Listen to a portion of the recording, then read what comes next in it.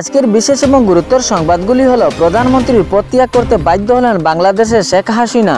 সেনাপ্রধান জেনারেল ওয়াকার উজ্জামান সাংবাদিক সম্মেলন করে অন্তর্বর্তী সরকার গঠন করা হবে বলে ঘোষণা করলেন। লক্ষ লক্ষ জনগণ বাসভবনে একত্রিত হন হাতে বাংলাদেশের পতাকা নিয়ে। গণভবনে লুটের অভিযোগ উঠেছে। বাংলাদেশের প্রধানমন্ত্রী শেখ হাসিনার সঙ্গে ৩৫ জন মন্ত্রীও নিজের পদত্যাগ করেছেন। হেলিকপ্টারে শেখ হাসিনা এবং বোন রেহানা রওনা হন। গতকাল বেলা প্রায় ২:৩০ সময় প্রধানমন্ত্রী পদত্যাগ করে শেখ হাসিনা এবং ভবন থেকে যাওয়ার আগে একটি সামাজিক ভাষণ রেকর্ড করতে চেয়েছিলেন, তাও করতে পারেননি।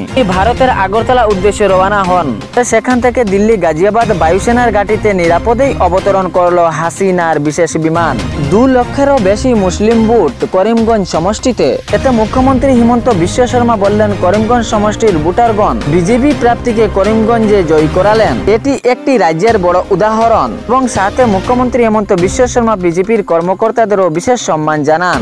রাজ্যের কার্যসূচি বৈঠকে একথা প্রসঙ্গ ক্ষেত্রে একটি উদাহরণ স্বরূপে উল্লেখ করেছিলেন ডক্টর হেমন্ত বিশ্ব শর্মা। করিমগঞ্জ সমষ্টিতে ২ লক্ষেরও বেশি মুসলিম ভোট থাকা সত্ত্বেও বিজেপি প্রার্থী জয়ী করলেন।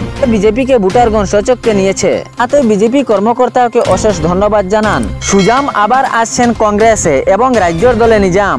রাজ্যের রাজনৈতিক দল AUDIF থেকে কংগ্রেস দলের আবারও সাড়া দিচ্ছেন সুজামউদ্দিন। রাজ্যের রাজনৈতিক দল AUDIF এর পরিস্থিতি খানিকটা ভালো না দেখে অনেক নেতাগণ সেই দল থেকে ইস্তফা দিচ্ছেন এবং কংগ্রেসে ঝুঁকি দিয়ে নিজের রাজনীতিকে বহাল রেখে সমাজসেবার দিকে এগিয়ে যাচ্ছেন। সংবাদ মাধ্যমে জানা যায়, কাটিচড়া সমষ্টির সুজামউদ্দিনও কংগ্রেসের দিকে হাতও বাড়াচ্ছেন।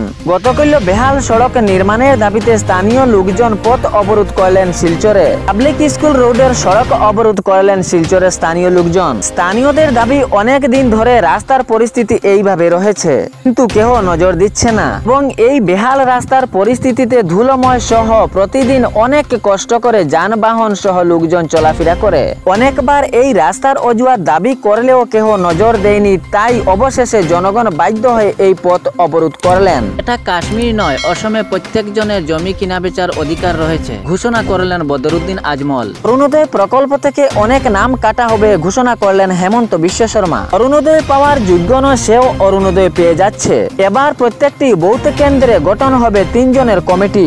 সাথে নতুন অরুণোদয় প্রকল্পের নাম যোগ্য হিতাধিকারীদের দেওয়া হবে। লাভ জিহাদের বিরুদ্ধে আসছে নতুন আইন। লাভ জিহাদের জন্য হতে পারে যাবজ্জীবন জেল ঘোষণা করলেন অসমের মুখ্যমন্ত্রী হেমন্ত বিশ্ব শর্মা। তাহলে এরকম এবং বিশেষ গুরুত্বর সংবাদ পাওয়ার জন্য ফেসবুক ফলো করে ভিডিওটি লাইক করে এবং শেয়ার করতেও ভুলবেন না এবং ইউটিউবে দেখলে ভিডিওটি লাইক করে চ্যানেলটি সাবস্ক্রাইব করে রাখবেন। সংবাদটি শেষ পর্যন্ত শোনার জন্য সবাইকে ধন্যবাদ।